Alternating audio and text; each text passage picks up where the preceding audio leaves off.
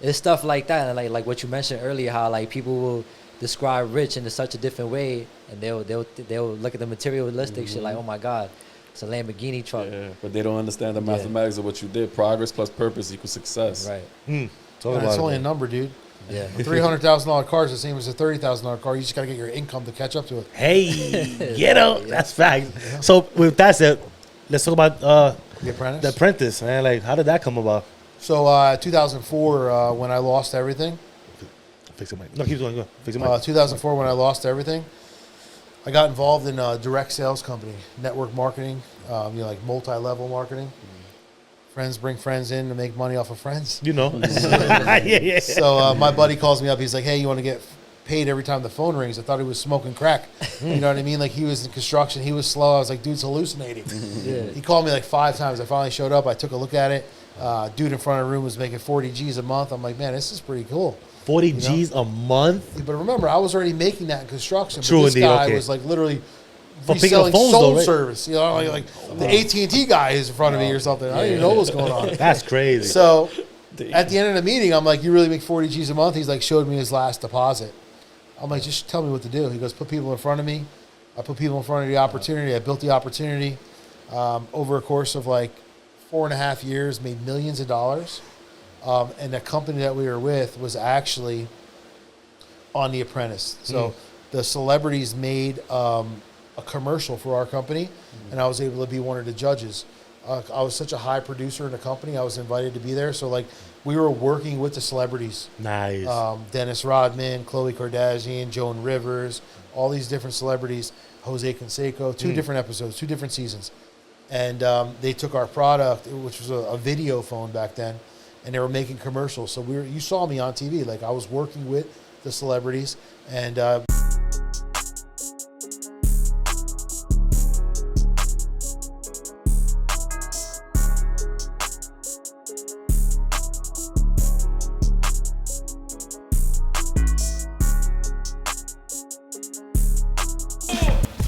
Yeah. Peace, bless, love. Give thanks to that man above. You're now rocking with Mr. Uncommon. What's going on, everybody? It's the Fresh Prince himself, Izzy Finesse. And the one and only Jay Confident. Remember, y'all, a broken clock still right twice a day. And some folks been wrong for years. But with the right experience, even they can turn around and get right for life. Let's go! I think that was a little bit better than before. Nah, like definitely was. Definitely was. I like that. That was cool. Nah, I like it though, man. Yo, this episode right here, we was just talking, off camera, and man, I got so many questions. So stick around and please like, share, subscribe. Also follow us on Instagram at Xperience Pod. Also check us out on TikTok. Take it to TikTok. Shout out to our audio listeners. We see y'all. The analytics is growing. The percentage is high. We appreciate y'all for listening, downloading, streaming. Continue doing it. We on every audio platform. Thank you so much. Shout out to Listening Network. Boop. Yeah. All right. So today on OffXperience, we're sitting down with a man who's not just built businesses, he's built people. A speaker, a success coach, and an author, and a former face on The Apprentice, which that's big because, you know what I mean? Like, who gets there? Like, I mean, host of the podcast, Big D, pause, podcast, right? Gotta say. Oh, man. Then he has spent over 25 years helping high achievers unlock the version of themselves they didn't even know existed. But before the titles, before the stages, before the spotlight, there was a story. And today we're tapping into that story. From childhood influence to real life resilience. Get ready to meet the man behind the mindset. Dan, I don't want to. Sakowski. No, I don't want to say it right. Dan Sakowski. Thank you. I appreciate you. For clearing that up. Dan, how you doing, buddy? Welcome, sir. Welcome. Thank you, guys. We appreciate you here. How was the trip coming over here? It wasn't bad. A lot of horns honking. I'm not sure what you guys honk at. A lot of people screaming. I mean, the truck you got, y'all would have honked at you too. Like, yo, who's this guy? Woo! You probably was that way too, man. Oh, man. But we appreciate you, man. Before we get into anything, we're gonna let us know. Let people know who Dan, the entrepreneur, Dan, the businessman, you know, the podcaster. Yeah, So yeah. let's go back. Take us back to that household that was so packed. How was Dan in that household in Jersey? How was you holding it down as a youngin? Oh man! we So got a I story. take it back to humble beginnings. Grew up below average. Both my parents worked to survive, and they didn't really survive. I love my parents to death, but at the end of the day, they just didn't have the vision. Okay. We lived in like illegal 3-family house, and you know we lived upstairs, and it was an apartment style living for a long time. And I remember when I was 14 years old, we moved to the suburbs, and we were able to have our first house. But along with that came my grandparents and my uncle. So no longer being able to be excited about having my own bedroom because that didn't happen. So just understanding that life really gives us a lot of challenges, but it's the way that we look at them. Yes. So as a kid, I remember, you know, we lived in Elizabeth, New Jersey growing up, and you know, me and my brother shared a bike, and it was like, hey, if we leave the bike out, someone's going to steal it. We got to chase that guy down the road. I remember my mom one year chasing a dude down the road and hitting him off the bike with the front of her car. Yeah, with the front of the Whoa, car? Whoa, I thought she just Screaming ran. at him in the middle of the road. Yeah. She didn't care. Wow. It was great. Hey, It was I mean, great. my parents worked hard for what we had, and Yeah. you know, we because we lived in the apartment, the laundry room, like you had to go outside the house, go downstairs into the basement, in the outside, and we just carry our bicycle down into the basement, you know. So, but we shared it, you know. We had a scooter, and I remember me and my brother used to have a song. We used to say, "Teamwork always works." Yeah, because we yeah. pedal the scooter together. Nice. You know what I mean? Ride the bike with the pegs, either on the front or the Yeah. back, you know. Right. But we made it work. but y'all was grateful for that, man. Yeah, like grateful. for sure, right? And we actually still, you know, laugh about it today. These kind of experiences really humble you, and they really make you realize that, like, when you come from nothing and you start in the real beginning, yeah. you really have something to compare it to. And I mean, I talk to a lot of people, and the biggest thing I've found was I compare my starting days to, you know, almost like a foreigner coming to the U.S., right? Right. They come from a third world country. They have something to compare it to. They see land of opportunity, and they make it happen. Yeah. When you look at the amount of people who are successful in the United States, most of them weren't born here because they have something to compare it to. Right. So when I look at myself, and the reason why I was able to step out of that zone was because I didn't want to be in that place. I didn't want that to be my identity. I was a foreigner to success. So was my family. But I was grateful for the opportunity, and I knew that if other people were doing it, I could do it You too. can do it too. Yeah. So like you saying that, right? Like we had a episode about this, right? Do you believe that the American dream still exists to this day? 100%. Even from when, because like you said, even at 14, right? And it's crazy that you mentioned that your brother used to work together, one pedal the other, help. That created in a type of a relationship of teamwork for you at a young age, right? So even back then, did you see that as growing up, being like... No, so actually, we were younger than that, 14. But when I was 14 is when I really had like this change of life, because we moved to the suburbs, and I saw like people had their own cars. They didn't have to share a driveway. People had pools in their backyard. It's like, wow, this is like Different. interesting, right? And we grew up in a town, in a county that was like, you know, pretty upper class. And I remember like I was embarrassed to go to school because I had like 5 T-shirts and 2 pairs of jeans, and I had to rotate them so like I didn't wear them on the same Talk days, about it. Nah, you know? talk about it. So Yeah. when I was 16 years old, I remember like it was yesterday. I talk about this all the time, probably every podcast I'm on. We drove past Bon Jovi's house. Oh wow. So, Yeah, really? To and, go home? No, like we just Oh, drove you just drove past, by but it that. was in Jersey. And I remember I was like, wow, what is that? My dad said, that's a house. I thought it was like a store or a mall. I don't know. Like houses could be that big. You know what I mean? Right. We lived in this little collapsed little thing. And he said, that's what rich people do.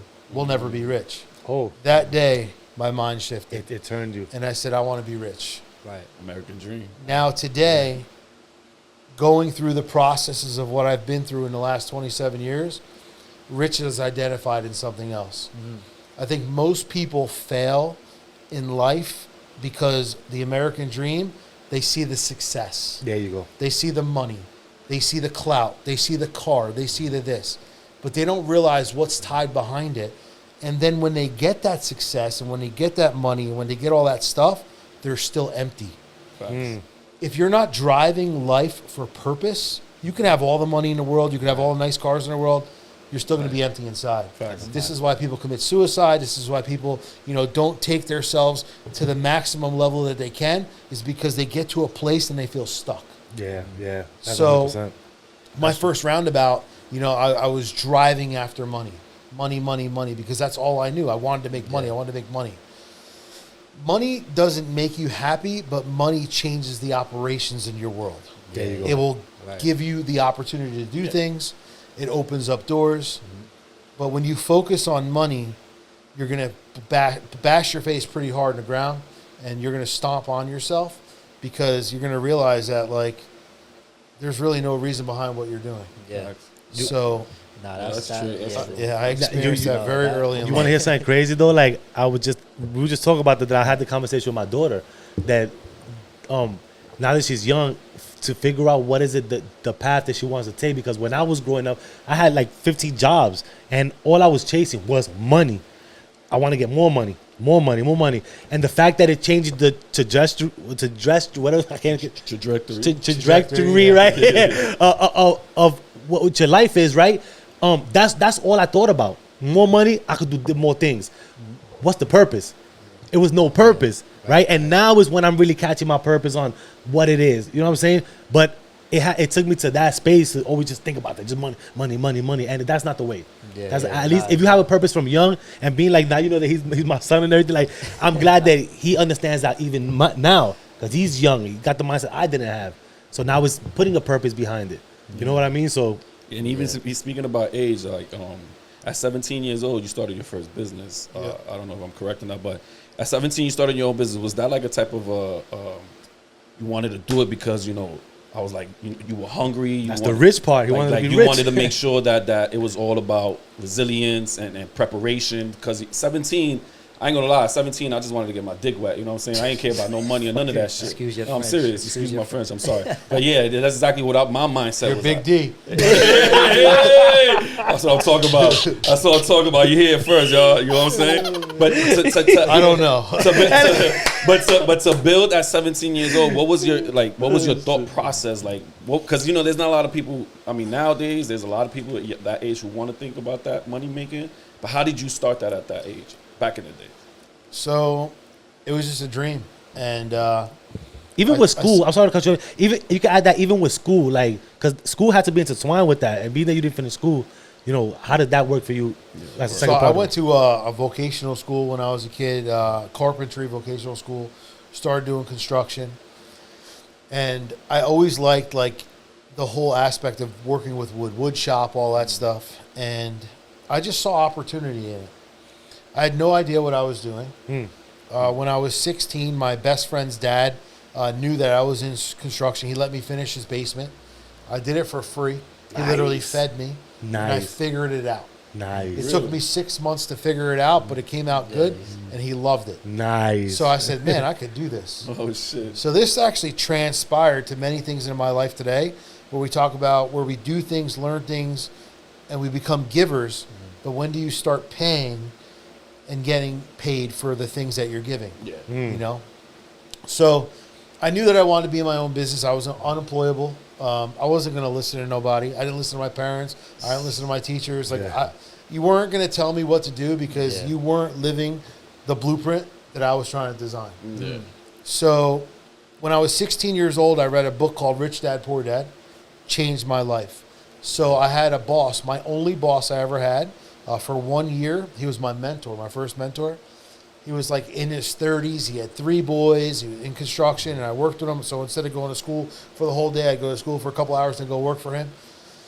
And he was my mentor. He showed me the vision, and he's the first person ever in my life at 16 that told me he believed in me. Nice. Wow. So I used to ask him, hey, this Saturday, can I come to your house and rake your leaves?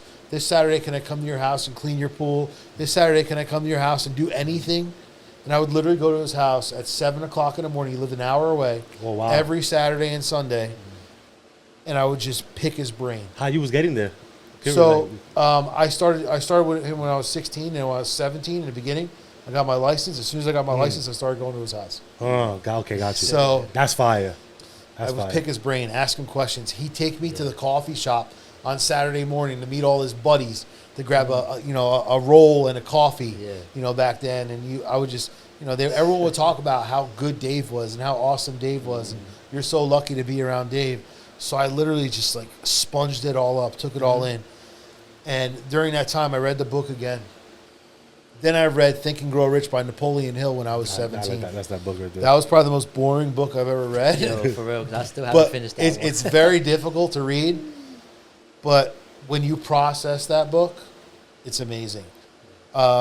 So now I realize I have a rich dad and I have a poor dad.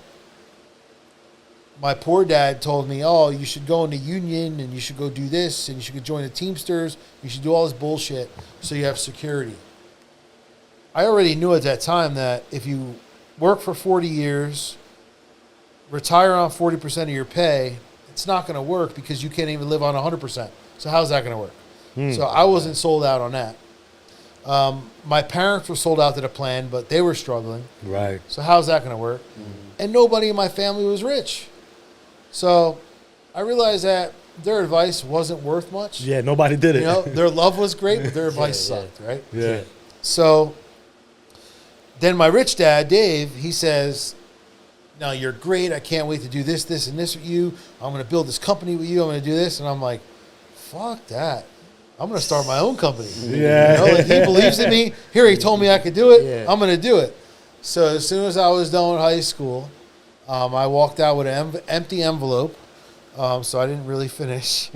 I said, I'm going to start my own business. And I remember telling Dave, hey, listen, I'm going to go buy a truck and I'm going to start my own business. He's like, not yet. It's too early. And I did it anyway. And he was so mad at me because I left. Wow. So I had no idea what I was doing. I made business cards. I said I do decks, install windows and doors because that's easy shit. Yeah. And I would literally knock on doors in my neighborhood and get work.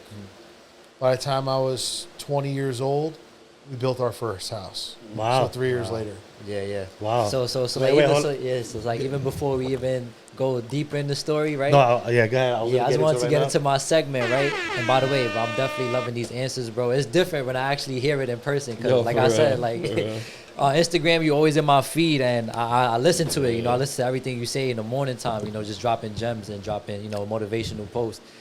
But let's get into my segment, right? And this one's gonna be a little different, right? Because off camera we had to talk about wearing merch and everything.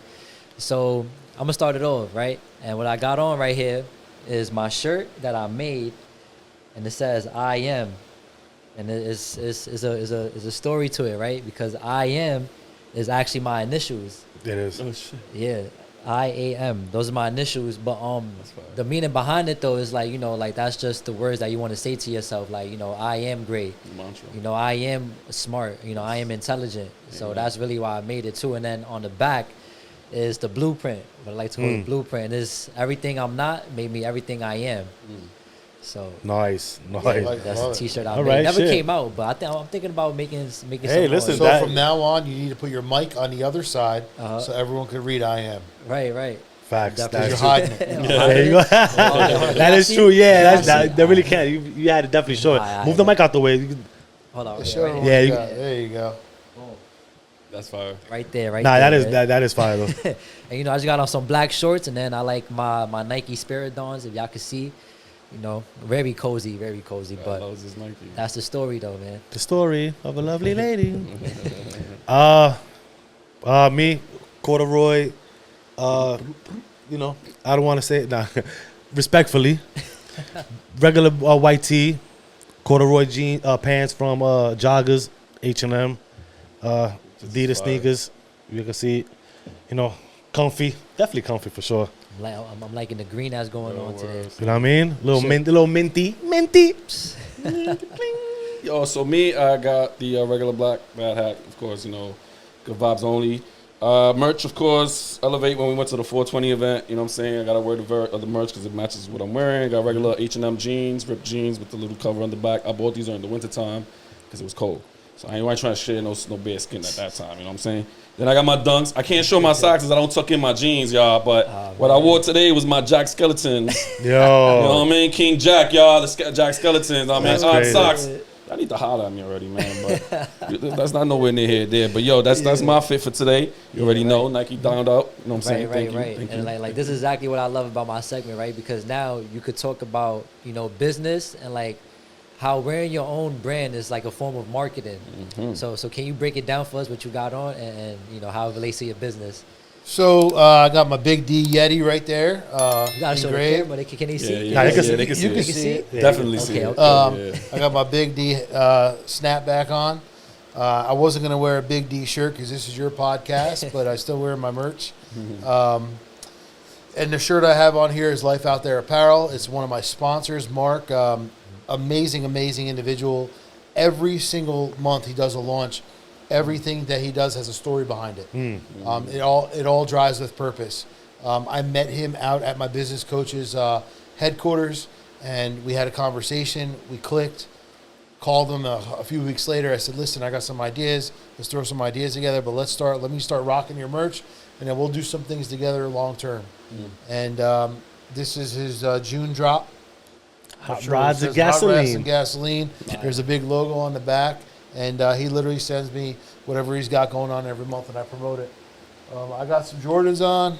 I like that. I like those ones. Got some jeans Yeah, on. I I don't ain't wear gonna like these tight jeans like you guys do. I'm older. Oh no, I don't wear tight jeans. Mine's cool. Mine's cool. I'm I don't know. pretty I don't sure. even know what I'm chilling. H&M is. I don't know. Yeah. I've seen the store before. I've never been there. I don't go to the mall. I buy everything on Amazon, I guess. Hey, listen, I'm with you too. I'm with you too. TikTok shop. Instagram TikTok shop. TikTok shop. Shop. I bought 3 Yeah. shirts from TikTok shop. Yo, listen, TikTok shop. That's where I get a lot of my Nikes from. That's where I get my sneakers from. There's a lot of companies that buy like the ones that come out, the releases. These big like sneaker companies. You can buy them on there. Yeah. Yeah, You're gonna pay like $25 more, but who gives a shit? You're not going to the store. there you go. Right. You're not. It's all good, bro. There you go. Right. I'm a man of convenience. Oh, maybe, oh yeah. I ain't gonna lie, and this is why technology did a lot of that for us, man. Like, for real. cause it is true. I think I bought one pair of sneakers in the store. I think in the past 5 years.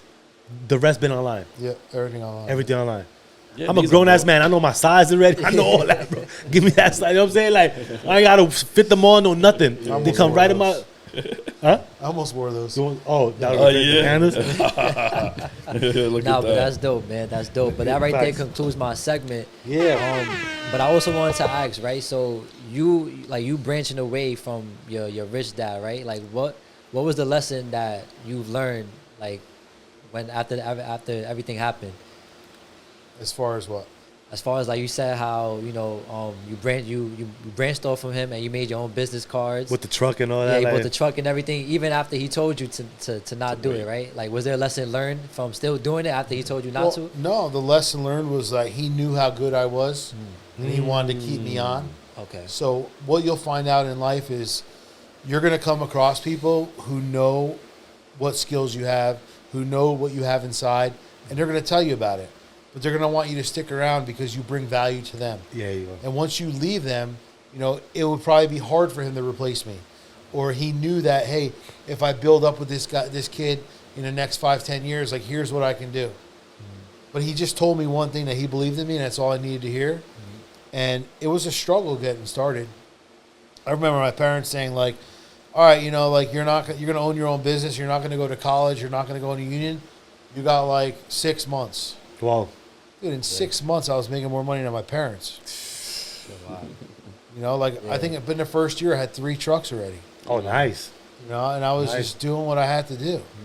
I was working 6 days a week. Right. I wasn't going out. I missed my entire 17, 18, 19, 20, 21 years. I missed all them Yeah. to work. And people often say, do you regret it? Regret what? Fucking throwing up in a toilet bowl? You know what I mean? Nah, fact. Making sure I don't have fucking diseases. You know what I mean? Like, no, I don't Yeah, regret it because that built me into the person I was today. Right. That built my resilience. That created mental toughness. And I had to tell a lot of people no.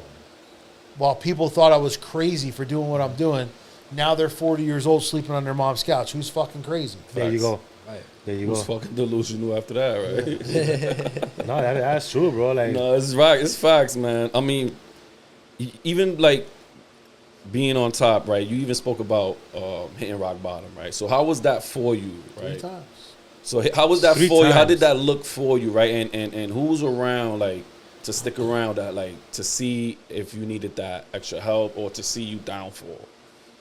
So I was 24 years old, 2006. Were you born yet? Yeah. 2001. I was 5 years old at the time. So I was messing around. My son was born 2004, my oldest one. So 2006, the economy started to crash. Yeah. I'm in a home building business. You got this foreclosure epidemic going. Dude, I'm making $600,000 a year before at 23. Fucking, we had a place in Cabo. We had 2 Escalades. We had an S55 AMG.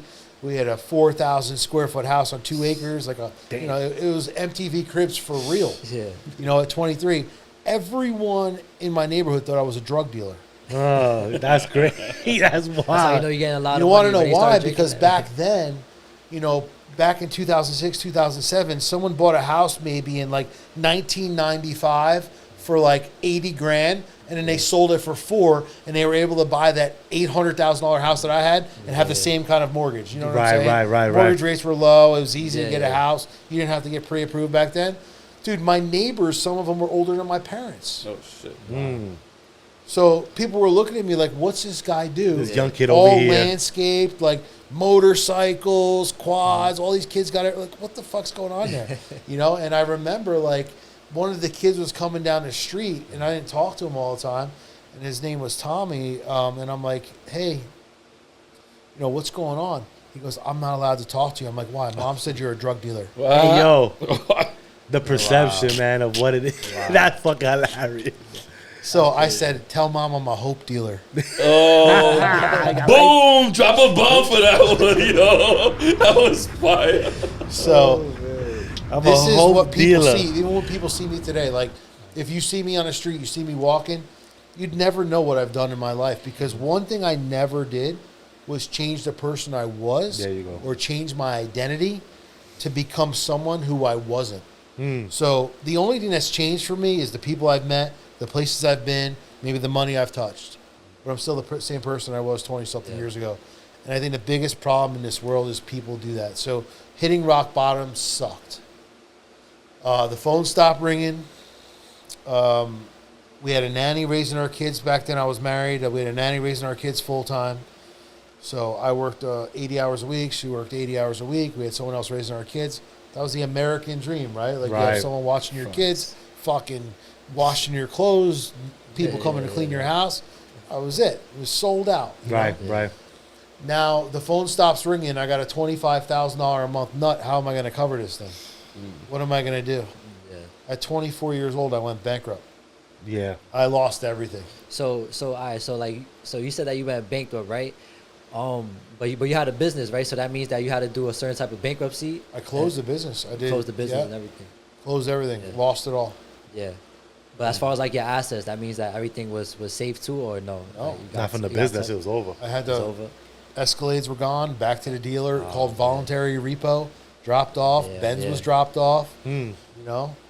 What we did was we bought a couple cars that were cheaper prior to filing for bankruptcy, Yeah. and then just handed those cars in because we knew our credit was going to be shot for the next 5 years. Facts. So we had to build this back up, and it was a tough pill to swallow. I now stayed home with my kids trying to figure things out. Yeah. What was I going to do? She was working because she had a career that wasn't going to change, and there was a lot of resentment that was growing together because why do I have to support the family, and why did you do this to us? So Yeah. we Right. weren't even married yet. We literally got married, I believe. I tell people for financial reasons to save the house, because when we were going through bankruptcy, the house was just in her name; it wasn't in mine. So they would see that she couldn't afford it, and we both had to file bankruptcy because Yeah. she had signed for a couple of my trucks. So we had to do it together. So the only way we were keeping the asset of the home was by being married, which was stupid, but we had to. Yeah. I remember the day we got married. I go, why are we even doing this? To save It, our house. it was a business move. Yeah, exactly. But it was a fucking nightmare after that. Yeah. But anyway, I've got 3 amazing kids from it, and I love them to death. God bless. And what I can tell you is that the rebuild was better. Okay. So I was chasing money, 17 to 24, 7 years of my life, chasing the dream. Back then, MTV Cribs was actually on TV. It was some real shit. Yeah. You know, and I'm like, oh, these little motherfuckers are renting this shit. I own it. You know what I mean? That's the way I was acting. You know, they come to my house like, this is for real. That's dope. And when it was all gone, you realize that's all material. There you go. That shit means nothing. Yeah. My kids are healthy. They're breathing. That's the real reason why I'm doing this. Yeah. So now I said, whatever I do next, I'm getting goosebumps talking about this. Whatever I do next, it's going to be purpose-driven with passion behind it. Facts. For the reasons why I want to leave a legacy. I want to build an empire. Because at the end of the day, like, it doesn't matter how much money we make or what we do. Facts. We don't know the day we're born. We don't know the day we die. The only thing that matters is that hash in between. There you go. And that's what people will always remember us by. Right. So in the beginning, I was an arrogant fuck. I was a cocky fuck. But I had all the reasons to be cocky because I was living in a world that nobody else was. But I was doing things that nobody else was doing. That's You know, but that's what people don't understand. So I was confident, cocky, but at the same time, my confidence was superior to that. Exactly, and that's exactly why your confidence could be looked at as arrogant to people whose confidence is not really up to That par high. like that. Yeah, so So if you see me on social media now, like I'm not posting cars, I'm not posting. That's all dickwash shit. That's stupid. You want to get jerked off. You want people to like, Yeah, he lying, bro. just fuck that shit. So that's ain't lying, bro. It's It's true, crazy because even through that situation that you went through, right?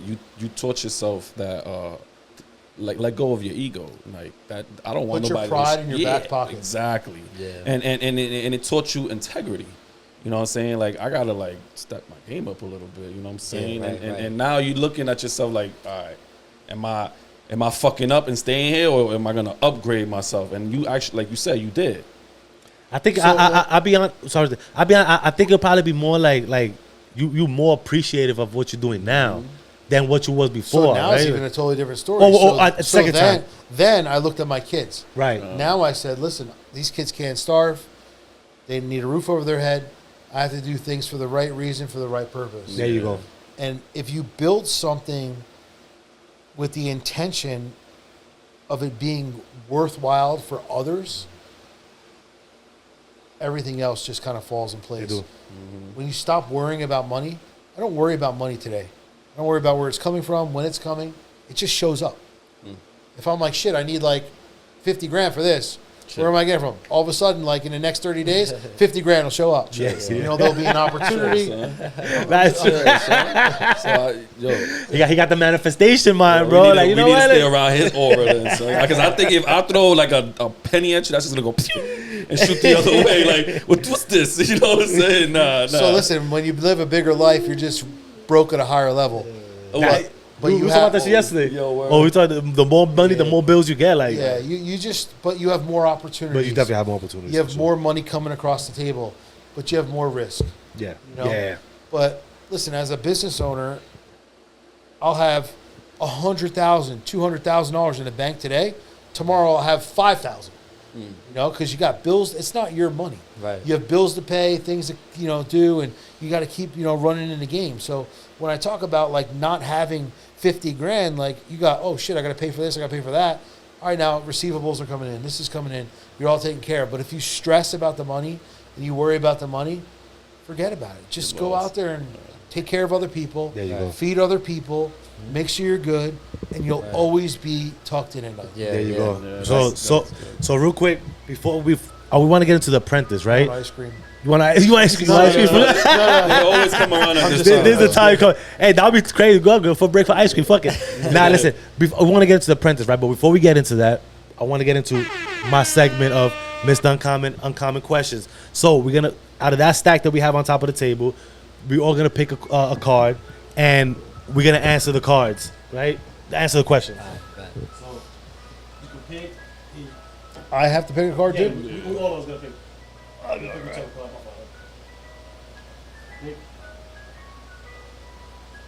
I love this.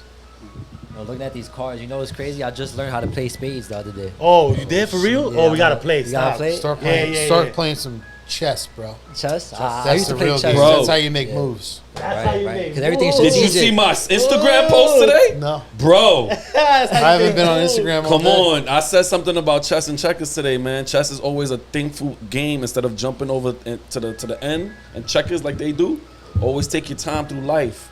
Make the right move, maneuver the right way. Then you can worry about the destination. Chess is thought before action. Right. Thought before- Yeah. Every move is strategic. Thought Yes. before accent. All right, cool. So, That's fire. I'll go Wanna first. You the man. I'll go first. I'll let you go, Finati. All right. So, is it wrong to stand up and leave a boring lecture? Nah. For me, it ain't wrong. Like I'm gonna say it ain't wrong. I mean, It is no, wrong. no disrespect. I think if it's boring, it's not for you. Right? It's not. Or you're not catching something. Or you're not. There's something going on that's not connecting there. Right, I would right. think. Right. To walk out. I don't know if I want to stay there for the whole time. It probably is fucked up. It's like Sorry. watching a boring movie. You're not gonna want to. You're not gonna want to stay, right? So I'm gonna go ahead and say that for me, nah, I don't think it is. Does everybody answer this? No, just me. Oh, Yeah, Nah. everybody answer. does anyone counter on that? You can. You can. So I disagree. Okay. So you ever hear of Robert Greene, famous Yes. author? Yes. You read his books? Yes. You ever hear him speak? I hear. You probably want to shoot yourself. You right. You right. But you right. But the shit that comes out of his mouth yeah. is powerful. Yeah. And a lot of times we get in front of speakers who are all hype and all action, Don't say shit. but there's no results. I'm with you on You that. know, one. so That's true. you really have to think about people like Steve Jobs, bro. He was boring, but he was a wizard, Yeah. right? Bill Gates is a nerd, but he's intelligent. Yeah. You know, so if you went there to a seminar or whatever you went there for a reason. Yeah.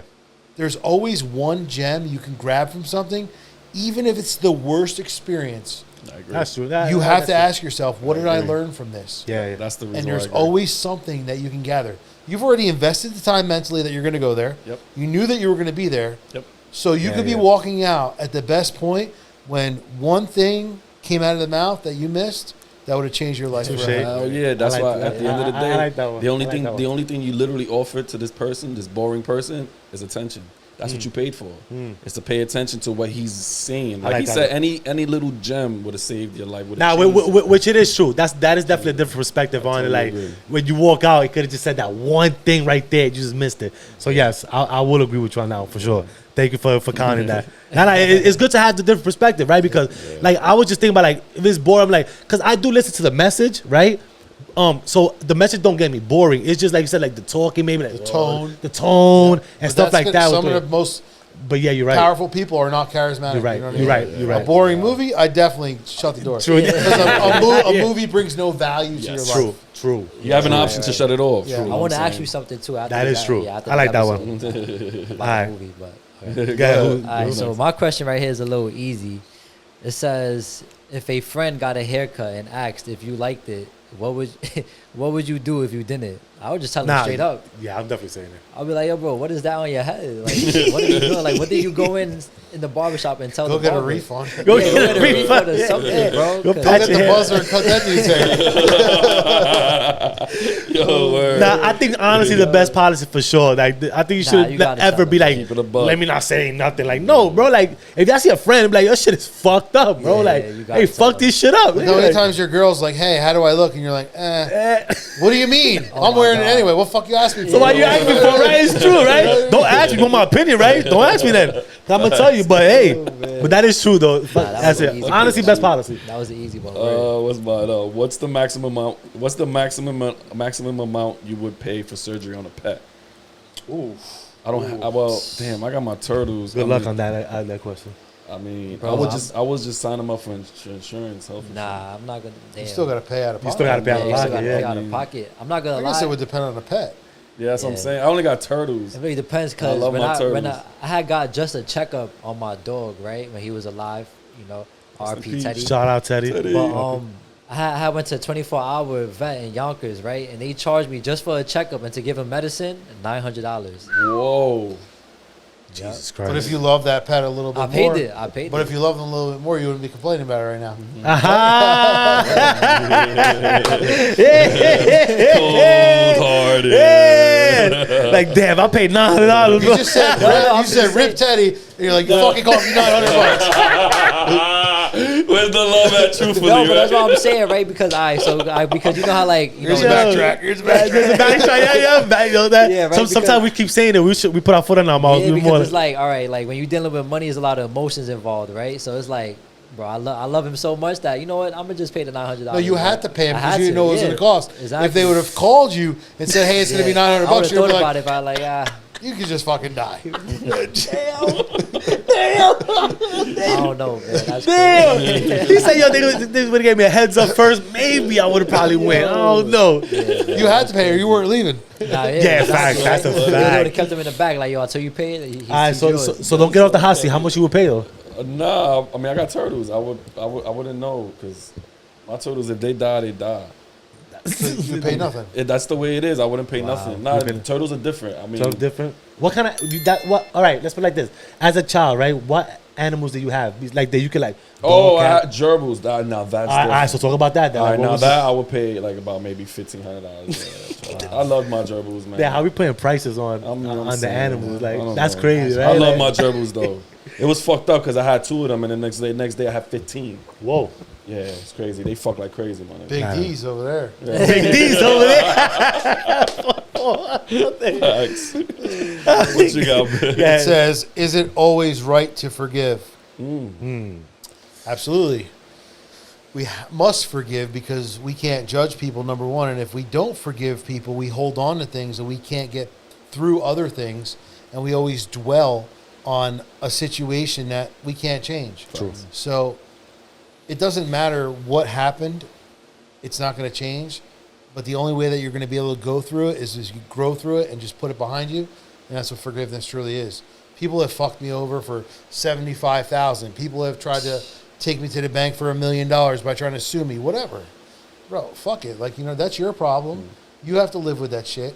You know what I mean? I'm all good. So let me ask you a question, right? So how does forgiveness look, right? Because if they did that to you, do you forgive them and say, okay, is it more for you, the forgiveness, or more for the bonding or the peace, or like to get back together from what it? Because So it would be the same. So for me, would be the peace to know that if I allow something to bother me and like to take part of my day or take part of my week, it's going to really put a block on something good, number one. right, Number two, like, there's nothing I could do about it. right, I can't change what's already been done. true, And it's for God to deal with that person, like, deal with them.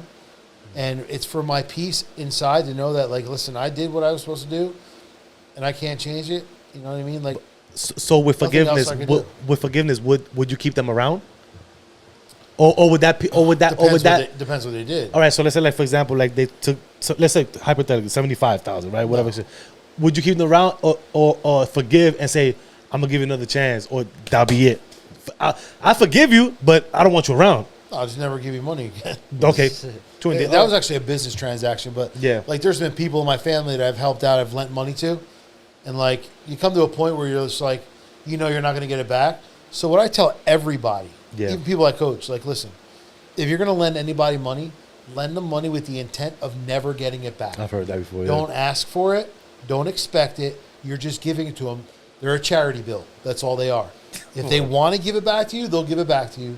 But don't allow your good deed to ruin a relationship because you want to do something good and expect somebody else to do something better.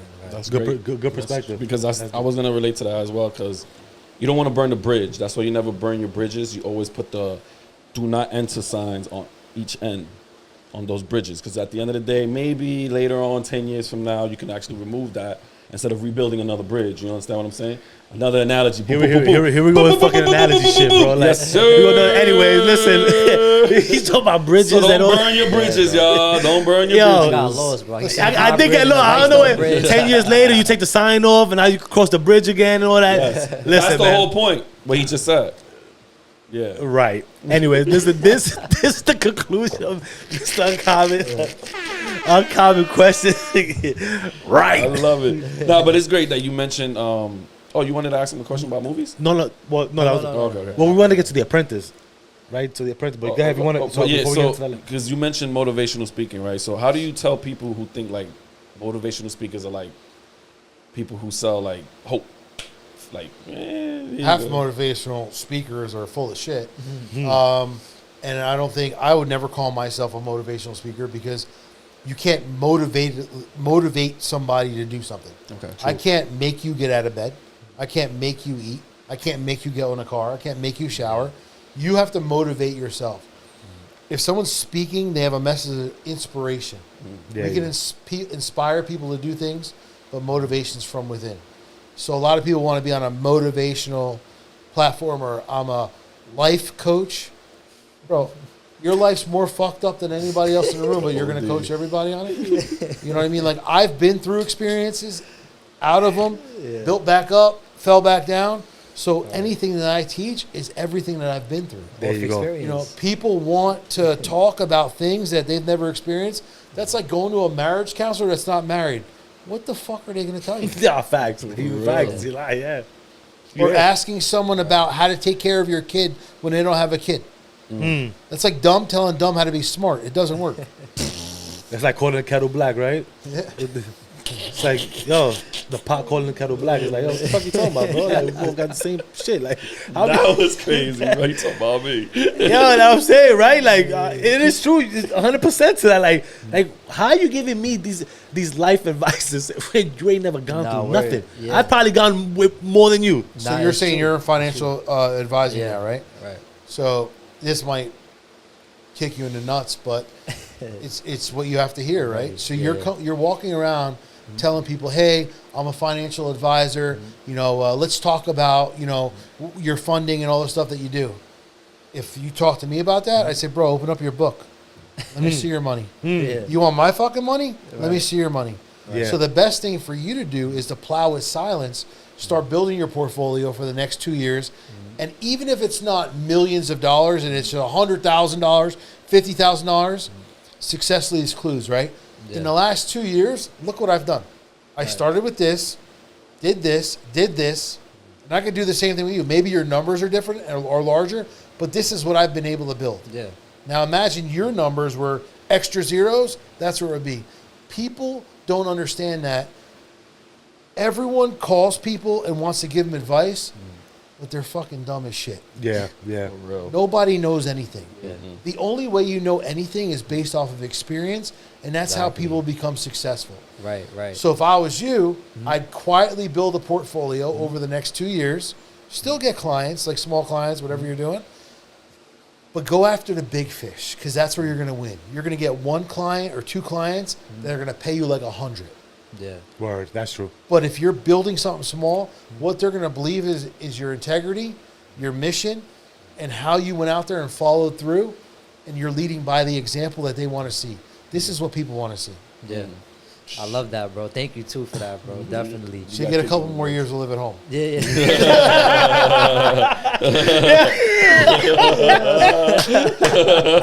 Yeah, you added a couple bought more you some years, time.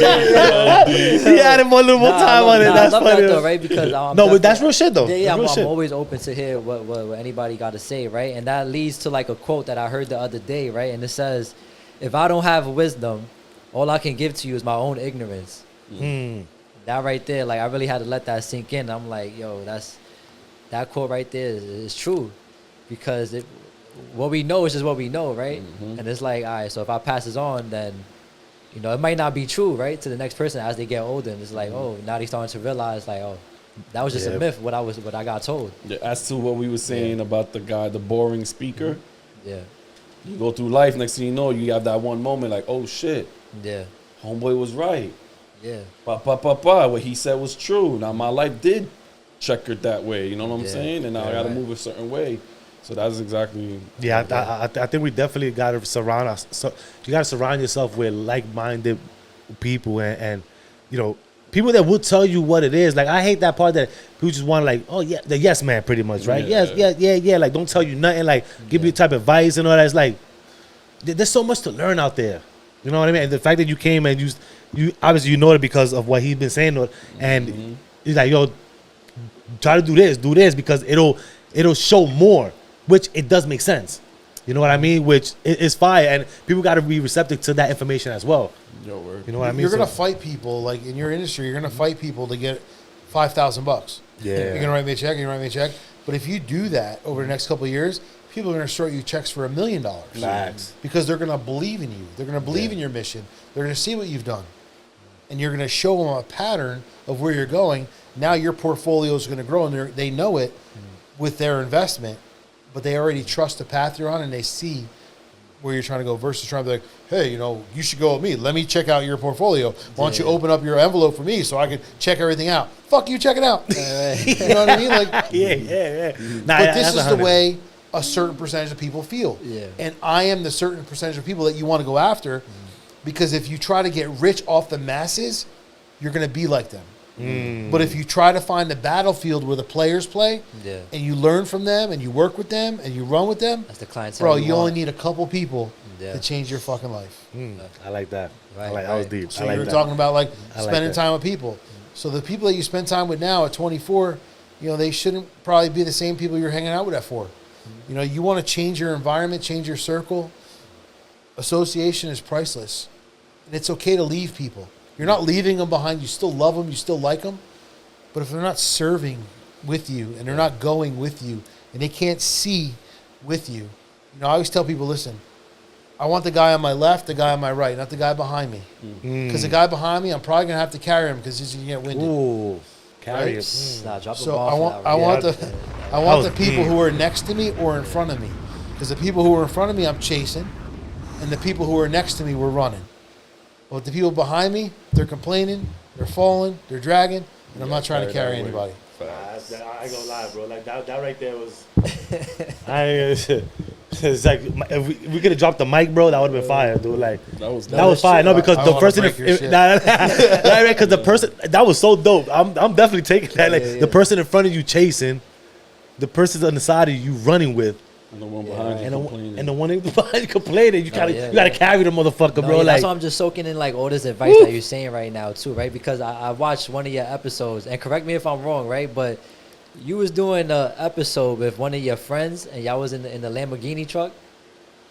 I was like, yo, that's like a light flex right there, is what I like to call it, right? Because it's like a light flex. a light Oh, flex. and a you light see flex. what we were doing? We were just driving. You're just driving, with- just- and you saw the seat emblem in the back. Yeah, yeah. But dude, that wasn't. We were like, oh, look what we got. And Right, flashing right. our keys out like we're in Miami. Yeah. I don't give a fuck, dude. You know what I mean? People Like, just see it. I They're gonna recorded, see they it. was recording the episode in the Lamborghini truck, and it's like you see like it's stuff like that, and like what you mentioned earlier, how like people will describe rich in such a different way, and they'll look at the materialistic shit like, oh my god, it's a Lamborghini truck, Yeah, but they don't understand the mathematics of what you did. Progress plus purpose equals success. right?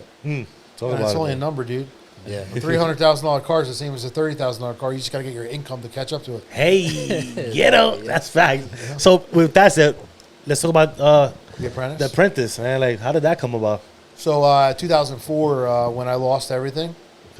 Fix your mic. No, keep going. Go. Fix your mic. 2004, when I lost everything, I got involved in a direct sales company, network marketing, like multi-level marketing. Friends bring friends in to make money off of friends. You know. yeah. So my buddy calls me up. He's like, hey, you want to get paid every time the phone rings? I thought he was smoking crack. You know what I mean? Like he was in construction. He was slow. I was like, dude's hallucinating. yeah. He called me like 5 times. I finally showed up. I took a look at it. Dude in front of the room was making 40 G's a month. I'm like, man, this is pretty cool. 40 G's a month. But remember, I was already making that in construction. True but this indeed, guy okay. was like literally For picking up reselling phones, soul though, right? service. You know, like the AT&T guy is in front of me or something. I didn't even know what was going on. That's crazy. So at the end of the meeting, I'm like, you really make 40 G's a month? He's like, showed me his last deposit. I'm like, just tell me what to do. He goes, put people in front of me. I put people in front of the opportunity. I built the opportunity over a course of like 4.5 years, made millions of dollars. And the company that we were with was actually on The Apprentice. So the celebrities made a commercial for our company, and I was able to be one of the judges. I was such a high producer in the company. I was invited to be there. So like we were working with the celebrities. Nice. Dennis Rodman, Khloe Kardashian, Joan Rivers, all these different celebrities, Jose Canseco, 2 different episodes, 2 different seasons. and they took our product, which was a video phone back then, and they were making commercials. So you saw me on TV, like I was working with the celebrities, and they were giving us our ideas. Now we don't like that, whatnot. We were able to say, you know, this is good, that isn't good, and then I believe that we had the women the first year. The second year we had a mix of men and women, and then based on our commercial, then the platform had to vote, and someone either got fired or not based on who it was. But both years, the team that we worked with won. Nice. That's fire. So I had my, like, you know, couple of minutes of fame, but being able to work Exposure. on a platform, work with Trump, sit next to Trump when we had dinner that day. You know, it's a good experience. You know, have a conversation with him. Definitely, yeah. You know, and people don't understand, like, he's down to earth. You know, he's a good guy. You know what I mean? And everyone talks about this, that, and another thing. But if you don't know people, this is the problem in this world. If you don't know people, like, there's so many people we don't know. Right. We've never experienced them, but we only know what we hear. That's a fact. And everyone places judgment based on what they hear. Yeah. Like, listen, Joe Biden's an idiot, but I don't know him. You know what I mean? So I can't tell you if he's a good guy or not. I just listened to him, and he sounded retarded. You know what I mean? Like, but I don't know him, so I can't place judgment on him. And people are quick to do that. As soon as they hear something, it's like Because their they jump neighbor right on said it, because their buddy said it. So every time someone says something bad about somebody, I'm like, well, what experience did you have with that There you person? go. Yeah. And what made you feel that way? Oh, well, so-and-so told me. Tell me your Well, story. so-and-so told you to choke on a dick. Would you choke on a dick?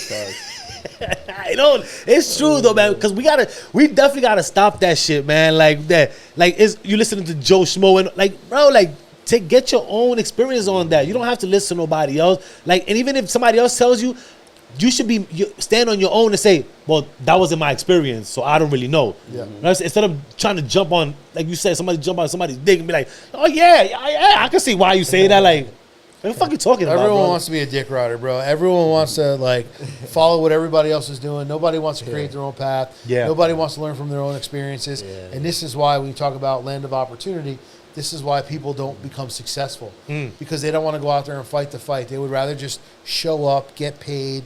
It's easy. Why do other people in other countries succeed? Because what they were doing wasn't easy. Right, It sucked. right. And they're like, fuck, you know, I don't want a job. I had a job back there. I was a slave already, right? Yeah. So a lot of people with jobs are slaves, but they don't realize it. That's They're true. a slave. You know, so I'm not a salesman. I can't sell. I can't tell you how many people I've talked to say, I'm not a salesman. I go, you're a fucking salesman. You know what I mean? I go, you sell your time for money. You show up every day. Yeah. You sell your hour for $1. Oh. Yeah, Why don't you just sell it somewhere else? Right. Why don't you sell it in a different way? Why don't you show up differently?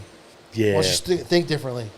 But you can't do that because you're conditionally thought. You with the masses and all that, man. Like, Yeah, for real. And even with that, it's true because I'll give you one of my experiences. Like, I used to always think about like what will people think, what will people say, like if I'm doing this, if I'm starting that, like it was something, like it was, yeah, like it was something weird. Like you starting your own business and going, well, I'm scared to share it and all that because they're gonna look at me like, oh, look at you starting a business, man. Fuck, like you said, fuck you, like, and I got to that point that was like, yo, no. Like, who the fuck are you? You don't pay my bills. You don't take care of my kids. You don't put a roof over my head. Like, who are you? What are you doing for me? Nothing at all. So you can keep that shit to yourself. I'm going to continue to do what I'm doing. And whatever you feel like is whatever you feel. And I got out of that, man. I was like, and it was the best thing. Because I don't give a fuck. Yeah, it is the best thing. It is, right? It's the best. I always tell best people, feeling, listen, bro. Opinions are the cheapest commodity in the world. That's a fact. Dirt's more expensive. If you wanted dirt delivered to your house, it's going to cost you money. If you wanted someone's opinion, that jerk off would walk past your house 6 fucking times and tell you what he thought. But he doesn't know shit. That's the truth.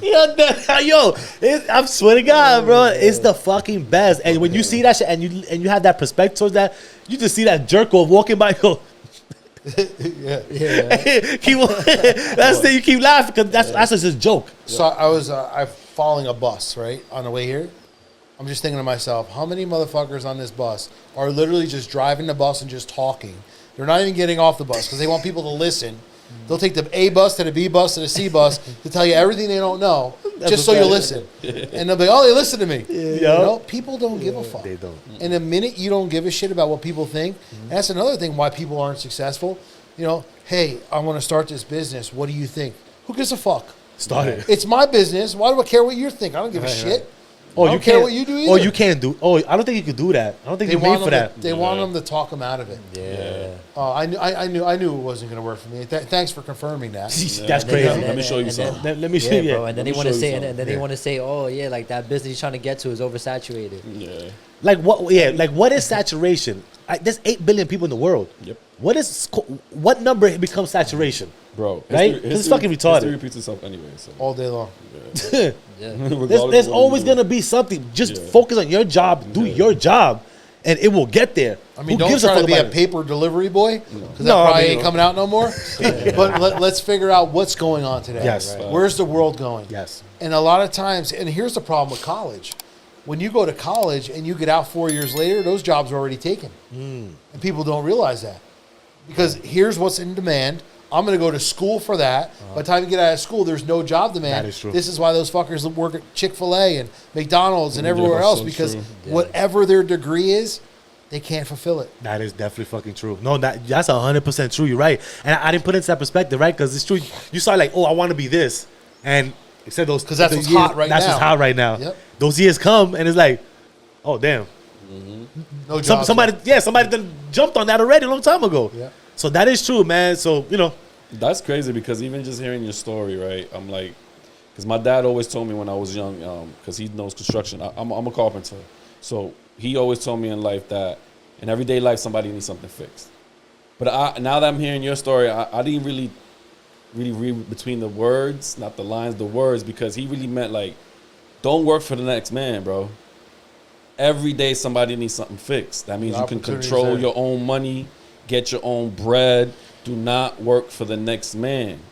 Everybody needs something fixed. So I never really thought about it until now. I'm hearing your story. I'm like, damn, this man did all that just working construction, and that's wild. Like, where the fuck did I fuck up at? And, I listen. mean, it's education, A right? guy Like, can stop today, cold turkey, whatever he's doing, Yeah. open up a construction company, and make $500,000 in the next 12 months. I believe that. It's That's just how you that's how complain. easy You complain. construction is. It's Yeah. easy, and the reason why it's easy is because if you chase the result and you don't chase perfection, you're going to get it. But too many people try to be perfect. They try to line everything up. Once I got everything in line, and I'm going to attack. Bro, you're going to get fucking shot. You know what I mean? You don't have time to load your gun. Word. One What's that bullet first at a one? time. Word. Now And you're this here. is what people don't understand. yeah, Yeah. that's so true. So the longer you go waiting for the right opportunity, Right. they're just being taken. Yeah. Nah, you ain't lying. That's fucking Yeah. tough. And that is true, man. Cause we had that conversation with the whole like, we want things too perfect, right? And everything, nothing's perfect. So the more we think about that, is the more we get consumed by that, and we try to do it so much that you retry. And when are you gonna put it out to the world? You know what I mean? Fuck it. It don't have to look pretty. Let it out. One bit of advice I give a lot of people is like, listen, you got to suck before you're good. But you'll never suck unless you start. Yes, exactly. And every single person who's ever started something sucked at it Yeah. until they became a master of their craft, Exactly. became good at it. So think Yo. about you as a carpenter. You go first time you did crown molding, you're like, Nah, let me Fuck, tell you. Nah, right? let me tell you though something, Dan, real quick. Today, right? I got a picture of it. Somebody, I punched a hole, right, like about this big into a wall, and I told myself, should I California patch this bitch, or should I blue tape it? Because I didn't want to cut it and put in the whole sheetrock, zip, zip, zip, zip. Yeah. So what I did was I blue taped it. I put a piece of blue tape on it, and I just fucking plastered this shit right over. oh, it'll stay. It'll stay, most stay. definitely. Tomorrow, I'm sanding it down, and I'm painting that bitch. That's They won't even know. Easy. Nobody would even know, That's bro. it. So it's the things that I learned throughout as I get older. So same thing when you have like a 1/2 inch wall and a 5/8 wall and you got to meet it. Bro, you just do an 18-inch spackle. You know, you'll never see it fanned in. You won't even see the trim go. You can't see over 18 inches. You can't see That's a an fact. eighth of an inch. Facts. But that's so true. That's the things you learn. You gotta suck before you get better, man. So Like, people need to be perfect, you know? Yeah. Fuck, I got to run to the store and get 5/8. No, you don't. No, you don't. Figure it out. Just Yeah. get more Boom. spackle. Yeah. Yo, I love it. I love right. it. Even with that, going into my segment. so let's get into Josh. Jake Alvin's pickup thoughts. Yo, you know what I just thought about? You don't need perfect conditions to grow, right? Now that we just spoke about that. Just the decisions to stop making excuses. Dan Sikowski didn't wait for a mentor, a map, or a moment. He built through the setbacks, bled through the contracts, and still chose to coach others how to rise. So listen, Y'all stop asking for the green light. You are the signal, y'all. Listen. So let me throw this out there. Dan, Izzy, Mr. Uncommon. When was the moment you realized nobody was coming to save you, and how did that shift the way you moved? When I was 24, and I lost everything. I built it by myself. Nobody helped me build it, and I knew that nobody was coming to save me. And the more I cried, I didn't cry, but the more, if I did cry, the more I cried, the longer it would take to get where I needed to be. So I think personal development really helped me when I was young, reading book after book after book. Napoleon Hill's other book, Outwitting the Devil, amazing book. We have to realize that the difference between where we are and where we want to be is just the way we think and just a step. So many people become paralyzed. Let's say you lose a family member, you lose a spouse, you lose a kid. Yeah. Fucking women are fucked up forever. Word. Because they allow it to become their identity. There's so many other people in this world that you're attracted to, that are attracted to you, and you're literally sitting in this place where you are stuck because you're trying to change something that you can't change. For example, my middle son didn't talk to me for 4 years. So you want to talk about it time? Let's talk about it time. Parent alienation from my ex-wife. My son didn't talk to me for 4 years. I had to make a choice. I'm going to sit here and cry about it, or am I going to keep moving forward? Right. Well, I got 2 other kids that need me to be present, 2 other kids who are loving me and showing it to me. So at the end of the day, all I can do is tell this kid I love him, but I have to keep pressing forward for the ones that are in my light. Many other people become paralyzed. They stop working. They start drinking. They start doing this. They start doing that. What's that going to do? It's going to make you worse. Yeah. My son would be gone for even longer because I'd be a shithead. True. I'd be a fuck up. You know, I had to build my mental toughness, work out, eat right, look good, keep working, keep driving. Why? Because at the end of the day, I have 2 choices, sink or swim. Facts. And I wasn't going to sink, but I did tell him every day how I felt about him. I did text him every day that I loved him. He finally came around, and we have a good relationship. We're talking. But at the end of the day, it's a time in your place where you feel empty. And I was empty for 4 years. I had this little spot that I was empty, but I had to use all the other blood to fill it up. Yeah. You know what I'm saying? Yeah. I had to keep going. I had to keep pumping. Throughout this time, I had a heart attack. You know what I'm saying? So he wasn't around for that. Laying in an ambulance, like, oh, how about if I die and I don't see my kid? Right. Right? So, like, all this shit goes through your head. But I knew that I had to just keep fighting. But too many people give up when they get separated, they get divorced, they lose a kid. Whatever it is, they lose a parent, they lose a dog, whatever. I believe that for sure, But people become paralyzed, and they allow these situations in their life to paralyze them, and that becomes their identity. Yeah. You can't live this way. They get enabled by that and all that. And it's true, and they just live their life behind that. So you're right about that for sure. Damn. And you got to keep it going. But you know that's good that y'all got reconciled that relationship, man. Like He just came back. Always dope. It was weird. I was like, why'd you come back? He said, it was time. It was time. You gotta respect it. I haven't asked him one question gotta about respect the it. last 4 years. I don't care. Why? Yeah. It's over. It's over. People are like, are you going to ask him, like, how? No, it's over. I can't change it. Yeah. Why do I want to live in it? Why do I want to know it? I don't Right. want to know it. Right. I only want to know what's coming ahead. Yeah. What can I do? Where can I be? How can I be present? That's true. Yeah, That's dope. fire. I like that shit. That's dope. Yeah, Yeah. that was a great answer right there. Yeah, word. So I don't even watch y'all niggas' answers, bro. No, listen. No, that you can't follow it. That's like going to a concert, right? Yeah, and then the mic drop yeah, right and then going behind like red and meth and all that. Like when they get all hype, going around, you like, ooh, can't follow that. So that was definitely good. Like, Yeah, that was a the good one. That was a conclusion of my segment. But for sure, real quick, I'll say one thing. Like, I think mine was when I went bankrupt. Okay, go ahead. You went bankrupt? Yeah, I went bankrupt. I went bankrupt twice. I'm about to go on my second one. Fuck it. Fuck it. I'm gonna say it right now, right? Fuck it. I was gonna say it right. Yeah, I like his mentality. man. Just fuck Yeah, it. this nigga's Fuck mentality it. so strong. I'm about to go on my second one for sure. Like, Bro, and they we have know this, fucking- right? We have fucking laws, United States, that are written for you to be able to do what you want to do Did I tell y'all niggas that? and move how you want to Thank move you. And if anyone thinks different, fuck them. Thank you. Bro, Yes. all you're doing is cleaning the plate. Thank you. That's what I'm talking about. You 100%, I'm bro. not gonna lie to you, Dan. Those exact same words you just said. He said that shit like 2 Yo, weeks ago. dude, I'm glad that because I'm like, when you said, I was like, I'm gonna talk about it because it's like there are laws that are put in this place for you to use them. We just not knowledge enough to know them and to use them, right? Yeah. But when you do, it's like all these rich people do the same shit. Yep. And mind Tax you, laws, everything. Come on, Everything. and you could do it. You could do it every 8 years. So they say, right? The thing, which that's how much what I'm trying to do. But that I didn't know that until this year. So I'm like, wait, my shit was like way back, over 10 years.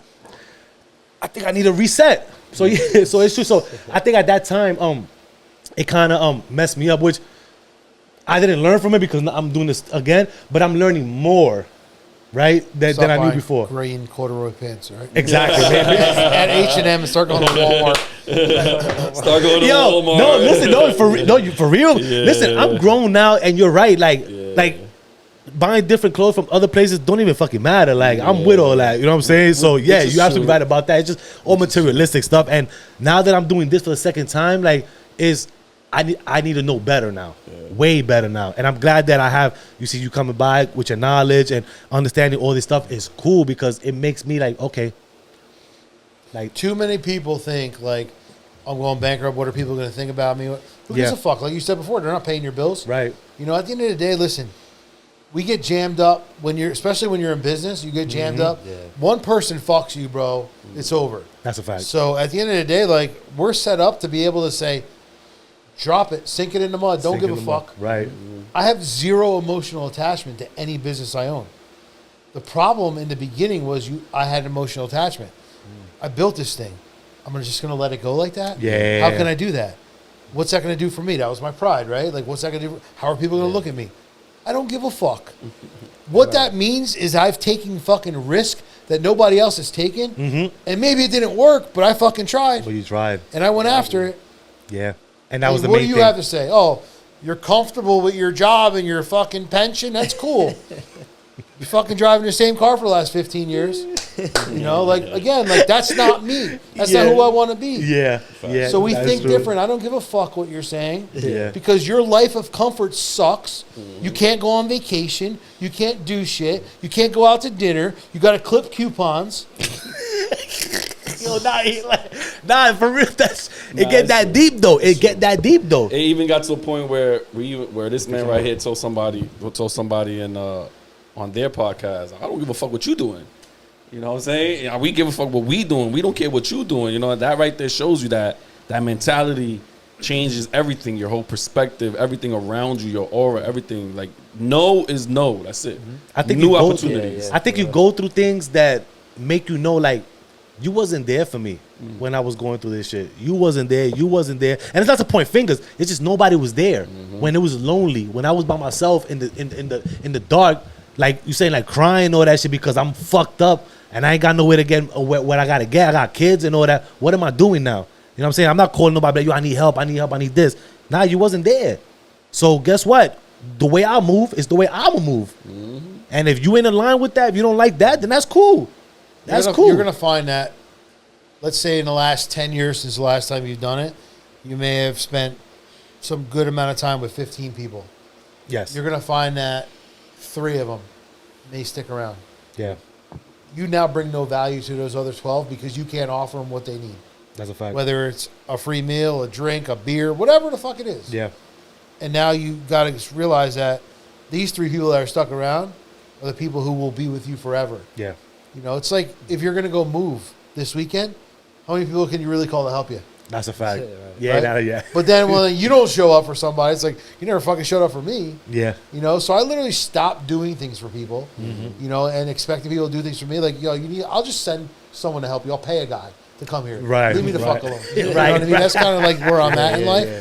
But That's fire. Yo, Dan, I need some help. I'll send a guy. yeah, like, hey, listen, you got a flat in the side of the road, I'll take care of you. I'm going to send somebody, but I ain't showing up. But I ain't showing up. Let me know when he gets there. Yeah, That's right. it. I But know as far somebody. as you saying you have to go through it, I think you went through it the first time, and now you have to grow through it. Ooh. You'll be in a different position now. Okay. Do things different, have different goals. You're a little bit older. Yes. You see life a little bit different. Yeah. You said, I fucked up again, because Yeah. I didn't learn, you said. Right. So now grow through it. Right. So every time I've done it, it was for different reasons, but I grew like higher. Okay. And the fall was harder. Right? So make sure that whatever happens next time, even if you do it again, and listen, it's bound to happen. Who gives a fuck? Yeah, right. But just make sure that everything that you've done in these last 10 years doesn't repeat itself. True. I would definitely agree with you on that one, because the first time, you're right. Like, I did it fucked up. The second, I grew from that, and it got better. Like you said, the fall was more steeper. It's because I got higher, because I understood a little more. So I did learn a little more. And the next one could be a little more steeper, right? So yes, I'm with you on that one for sure, man. Like, I'll definitely keep that in mind, man. Businesses close every day. Some of the biggest brands in the world close every day. Right. True indeed. They get bought, they get sold. Things happen behind closed doors, but we don't hear about it. That's a fact. And you're not the only one. But when you play the victim mentality of like worrying about what people think about you, bro, it doesn't, like, at the end of the day, like, you could not go bankrupt. Who's going to help you pay your bills? Exactly. Who's going to take care of you? Right. You know?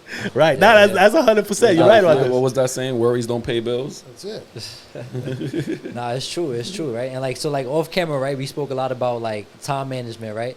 So like, what business ventures do you have now, and like, how do you really use your time wisely? So any company that I own today is self-operating. I have processes and systems in place. I have people. I pay people. So what I've figured out in life over the last 20-something years is if you pay 3 people for 6 or 7, you'll get 10 times the amount of work done. So in this world, everyone wants to hire cheap labor. For me, I try to find skilled labor. How do I find someone who's better or overqualified because they're going to work harder, they're going to show up, and they're going to drive for results, and they're going to be able to handle more things? They're not going to say, oh, that's not on my job title, that's not my task. They're going to get it done. That's true. So when you pay more, you make less, and you have no worry. And realize that, like, even if you're in business, people think like, oh, I'm not there, I'm not operating, so I'm not going to make money. That's a fucking mental disorder that you have. Because that's called control freak, number 1. Yeah. Number 2, you have no time freedom. The reason why you're in business is so you could do what you want, when you want, and have what you want. But if you got to be there all the time, and you got no fucking money, you keep going to work, how's it working out? That ain't working out too much. Everyone tries to be a master of everything. Whatever you do for a living, let's say there's 3 roles involved in one business owner. You have to find those 3 people to fill the role so you could build on the business, not in the business. Yeah. You're not inside. You're not the bottleneck. You're not the slave. This is what I teach people how to do. Get the fuck out, let go of control, and just go. Yeah. None of my kids have ever owned like a video game system. 100% against it. But I tell people, in business, when your business is like a video game system, you're fucked. Because up, down, left, because that's all you're doing. Yeah.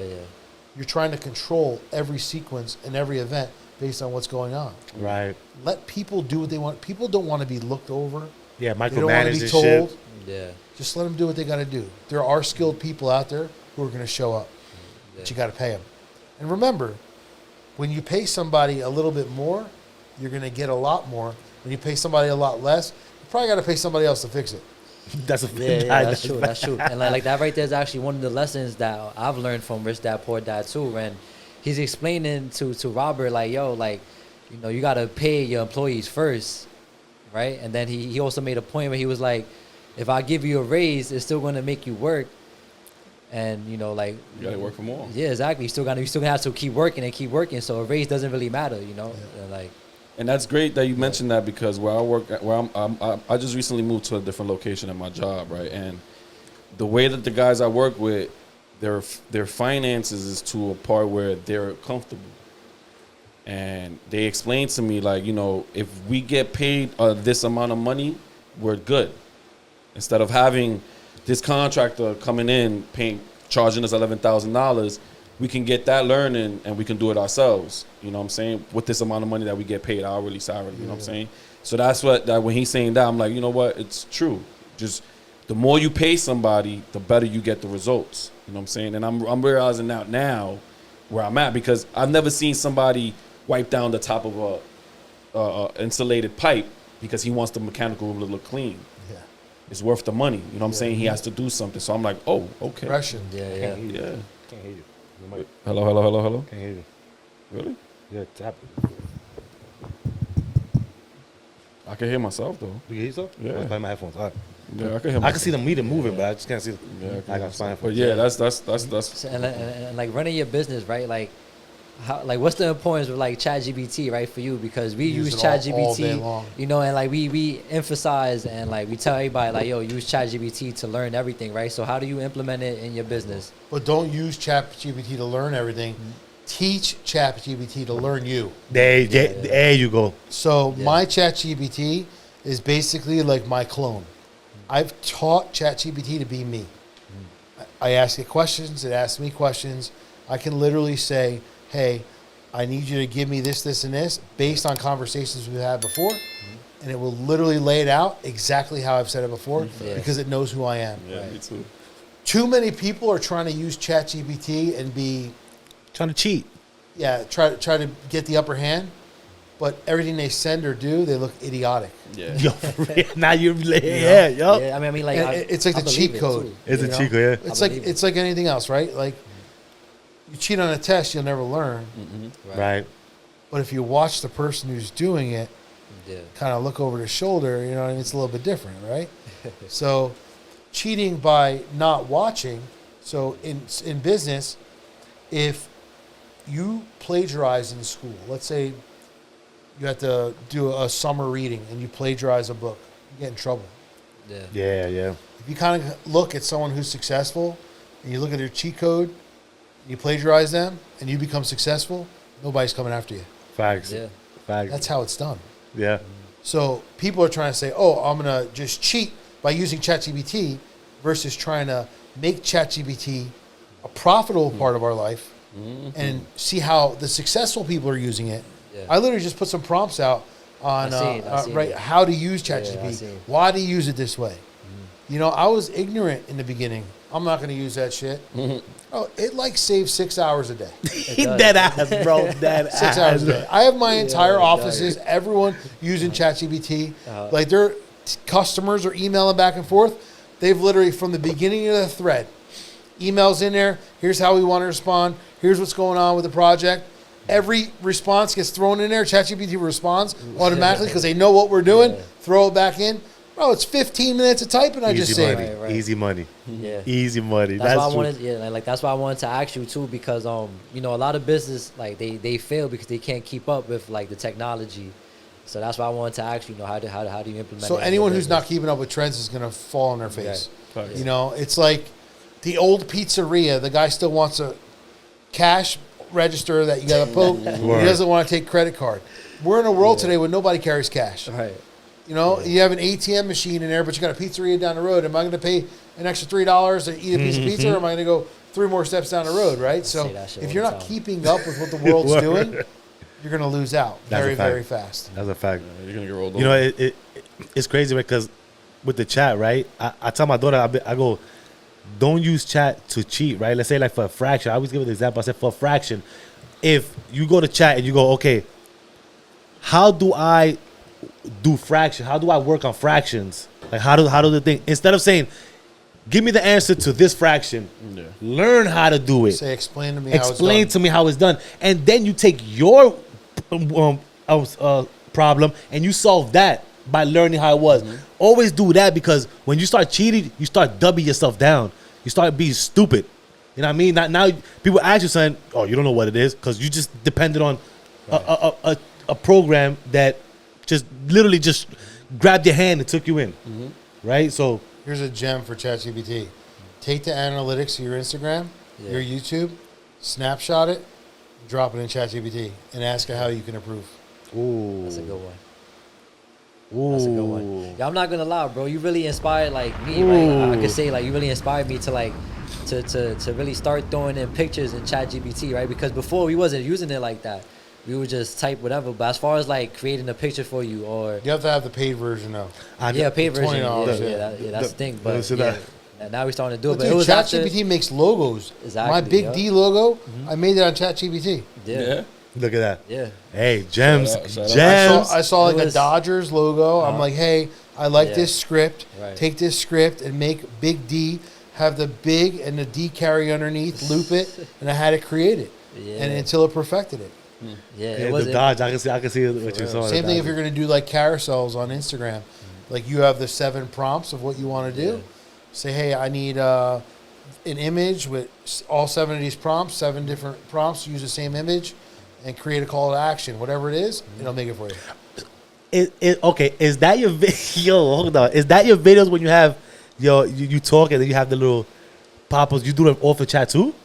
No. That's outsourced? You I outsource have an that? editor in the Philippines. Okay, who got makes you. my I also videos. got you. All right, I figured that much. I was like, all right, I know it All got the different stuff. Yeah, no. yeah. Dude, I send my entire video out, and he makes me 20 videos a week.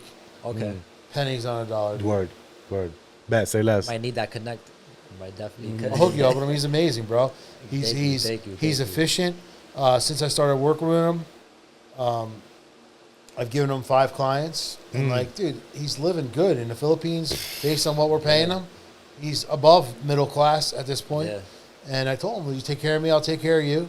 So I'm doing a big training seminar in June, and I said, "Yo, listen, here's all my slides.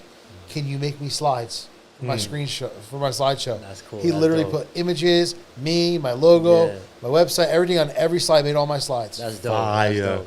Nah, we dope. def that's fire. I made 'Cause like a 6-minute motivational video. Yeah. I did a voiceover. I sent him some pictures. I sent him like me walking out of like my bedroom and like different stuff. And I said, "Yo, make me a motivational video that's going to go viral."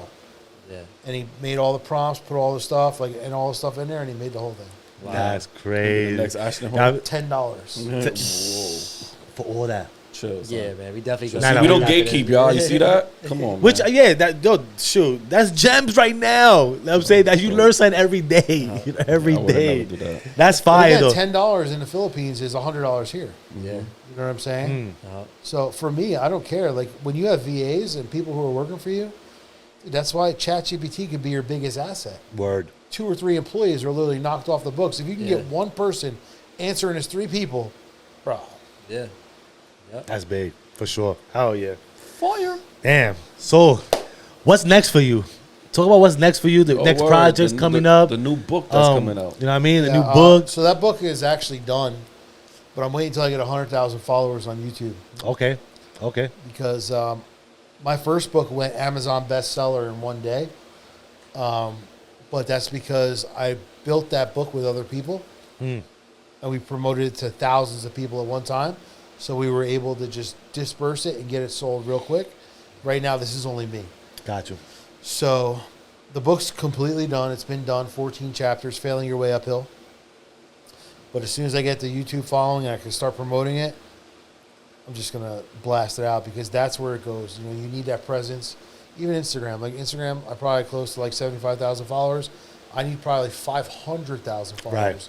to make that thing a New York Times bestseller. You know what I'm saying? Oh, okay. Because your ratios, you know what I mean? Your ratios are like 20%, So, yeah. 15% based on, like if you, so that's another thing, like on analytics. So if you think someone's good and you want to like get advice from someone, dude, take their profile and like literally say, here's so many followers they have, look at their views, look at their likes, tell me about this person. Bro, I'm surprised ChatGPT doesn't say they're full of shit. It almost does, but it'll tell you really about people and what they're doing. Yeah. So what's next for me is, you know, just coaching people, taking it to another level. I've been someone in the last 25 years who I hired a coach. I started off hiring a coach for, my first coach was 15 grand. My coach now every year is 100,000. And again, these are numbers people can't fathom. Yeah. Paying $100,000 for someone to coach you? Yeah, I mean, when someone can 5X your business, 3X your business, Yeah, it just makes sense. it's a tax write-off. Yeah. You paid 100 grand for college, what the fuck's that doing? You know what I'm saying? Facts. Yeah. Facts. And Yeah, your parents are still paying for it, yelling at you. Yeah. And that's just not dischargeable on bankruptcy either. Nah, that for real. So, so true. at the end of the day, like, value creates value. And as you work your way up the ladder and you start listening to people, that's why I don't convince people to hire me. Like, listen, do what you want. I mean, at the end of the day, You're the one who's going to be in the same spot, if not worse, in 12 months. Yeah. Like, my experience and my expertise on everything I've done and all the things I've learned are worth money. Yeah. It took me time. It took me money. It took me pain. It took me tears. It took me laughter. Yeah. Why the fuck shouldn't I charge you? Facts. Right. Yeah, facts. You ain't lying, yeah. You want to listen to someone? Go to the coffee shop. There's an asshole who sits there for 8 hours a day. He'll tell you fucking everything. Listen to him. Look, where are you going to end up? Next to him at the coffee shop. Buying each other coffee. That's so true. But it's true. No, you're right, though. Like, you went through all that hard work to... We live in a capitalism country, world, right? Like, there's no way that, you know, I'm gonna be judged because I'm trying to charge for this, and I went through all this. And I'm giving you the bridge. Like, you ain't even got to go through these steps. You're going over all that shit. You know what I'm saying? I mean, how much is that worth to you? Is he paying $100 just to get medicine and get care for a dog, bro? Hey, listen. Come on, man. My son, too. My son's got a business coach. People go, that's crazy. You could teach him. I can't teach him. I'm his father. He's going to listen, but there's going to be a limiter. Yep. There's like a rev limiter. Yep. I need someone to get in there and boost that turbo, and I can't do it. You know what I'm saying? Yeah. Yeah. So my kids have coaches, and for the reason that I still want to be their father. I don't want to drive them out the door or push them out the door. I can give them advice. They've gotten very far with what I've given them, but it's not going to go further than me because they're always going to look at me as the gem. I need them to look at me as the coal, blast it off. Yeah, I could be shiny in the future, but it's your time to rise. You know what I'm saying? And you're not going to get that from me. That's Nice. fire. I like that. That's fire. Real quick, before we even go, if your kids was to name a book after you, what do you think it would be called? Good question. Relentless execution. Relentless execution. Whoa, damn, son, drop a bomb. The fuck was that, son? That was quick. That was quick on the hip. Bop, bop. Yo, OP, bro. That shit was like. My Shit. kids know one thing about me, bro. I got grit. Yeah. Nothing stopping me. Yeah, I can feel that, man. I'm standing right here. I'm like, damn, son. I can feel the grit about to choke me out. You feel the energy though, like OD. it's you Yeah. get that aura, that energy that. Yeah. You know Many what I mean? blessings to you, bro. Like, even whatever you went through and whatever you accomplished and where you at right now, man, I give my blessings to you. Appreciate it, man. I'm getting And my you ass continue. fucking sued right now for $2 million. Are you really? Wow. Access Happens. builders. Yeesh. Well, and as a business coach, I'm going to tell you, you're going to be successful. You're going to go through shit. You're going to get sued. People are going to try and take it from you. People are going to try and beat you down. I didn't want to ask you. I was going to ask you about that, but I didn't think you really wanted Oh, I to don't give a fuck. You don't fuck, bro. What am I going to do, dude? I can only control what I can control. Yeah, you're right. And at you're the end right. of the day, like, as you become more successful, people are going to try and tear you down. Yeah. If you're an average, everyday person, Nobody gives a your fuck. fear and your worry is your paycheck. But if you're above average and you're doing things, your fear and your worry is who's fucking shooting at you. Yeah. I always say, right, like, I ain't never heard nobody hate on somebody because they're broke. You know what I mean? Or they ain't been successful. Word. Like you said, if you're a Joe Schmo from the street, like nobody hating on looking at you, right? They letting you walk right by. They don't even notice you when you walk by. Facts. But what does that broke guy do? Looks at all the successful people and some shit to talk. And so, But if you took that energy and that time Yeah. and focused it on becoming better, even a little bit, yeah, where would his life be? I'm with you. I'm with you. A crackhead's still a hustler, bro. Crackhead's still a hustler. He'll still get that crack, baby. At the end of the day. That's why. So we talk before we wrap up. Most successful people are either ex-drug You addicts, see? ex-drug addicts, or foreigners. Ex-drug addicts have a hustle. They'll get whatever they need to get what they need. That's a fact. As soon as they clean up, now they have a hunger, a drive, Yeah. but they don't know where to use it. And this is why they become successful. That's why they People get the come out of coaches. jail, bro, blow up. OD. Yeah, you're right. That's true. That's You OD. you give them a purpose, man, and they Something- already have the drive. Something to compare it to. Something to Third compare world to. country, low level life. Third world country, low level life. Now you get to experience life again. Second chance. People come here as immigrants, second chance. You get out of jail, second chance. You recover, second chance. Most people don't make it through their first chance because they're sitting there complaining about how fucked up life is. Let's trade problems. Listen, man, if you can't control it physically, don't fuck yourself up mentally. All right? So with that said, Dan, thank you for coming out. We appreciate you, man. Good Thank you, gems, guys. good this was a conversation for real, bro. My man I love it, just man. You did, right? I was trying to hide like nobody knew about it, like nobody heard about it. I thought that was you, honestly. It wasn't me. He was not joking on the big D, I promise. We out of here. Peace, best love. Give thanks to that Live, love, prosper, y'all. Yo, peace, y'all.